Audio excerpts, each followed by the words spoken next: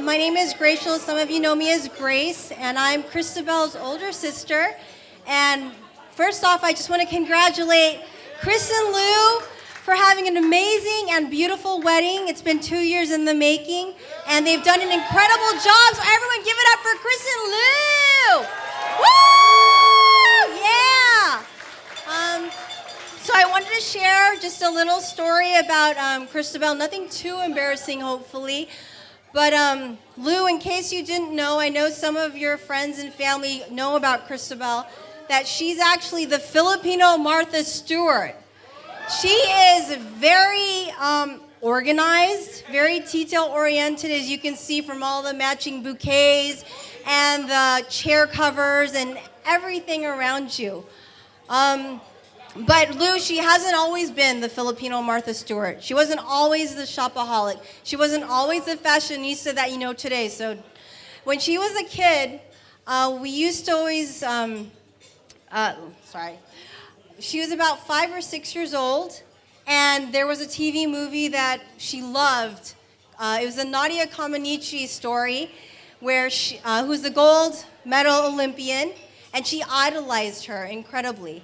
Now, Chris's favorite outfit to wear was this beige and red leotard with like red or blue or opaque tights. And then to go even further, she had these purple Velcro, I think they were Pro Spirit shoes, and she used to wear them all the time with her school uniform. She'd wear them with her PJs, she'd wear them with her bathing suit, jeans, dresses. She wore them all the time that they weren't purple anymore, they turned black.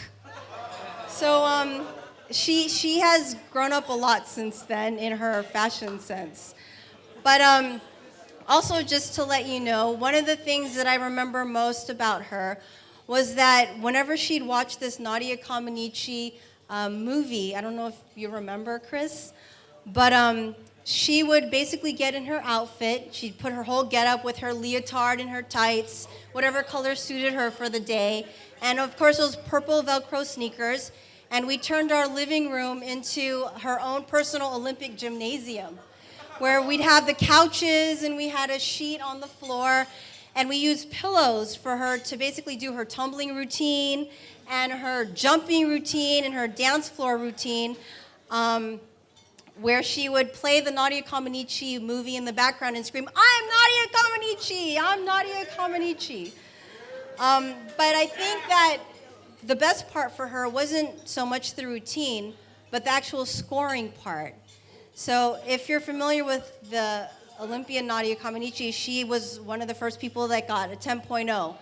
And I was Chris's audience, basically, where I would hold up scorecards, not just of a 10. She would actually correct me, and I'm older than her.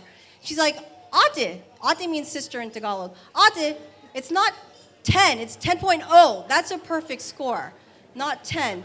So for all those who know her very well, she's basically exhibited a lot of the qualities that she did as a kid. She's very graceful, she's very creative, very dependable, she's very quirky, and she's also a perfectionist in her own right, as you can see in her choice of her husband in Lou. So,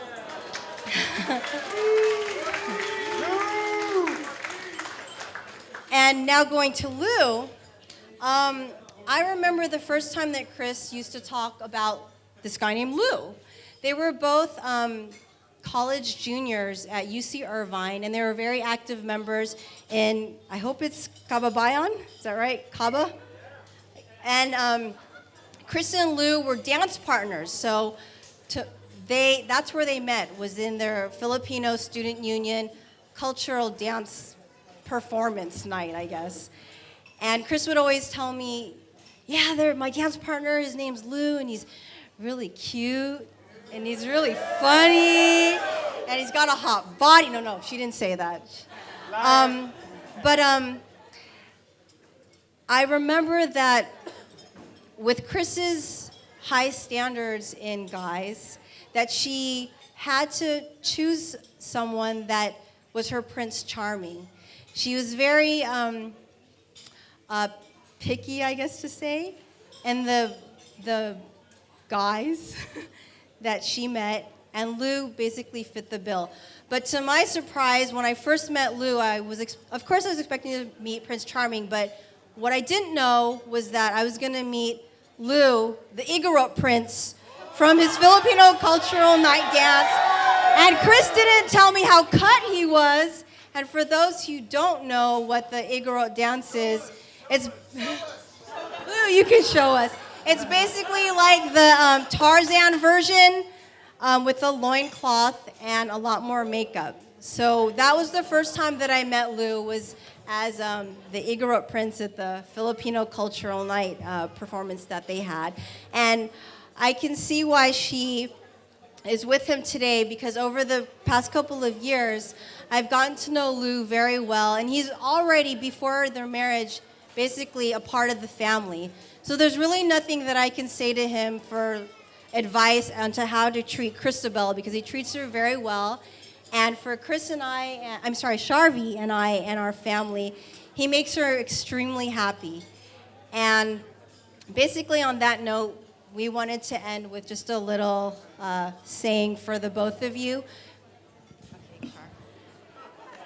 As you sit side by side through this roller coaster of life, remember to scream from the peaks, hold hands through the dips, laugh through the loops, and enjoy every twist and turn. For the ride is much better when you share it together. So please, everyone, raise your glasses to toast our newlywed couple, Christabel and Lou Lavaro. May you have, woo! May you have eternal love, happiness,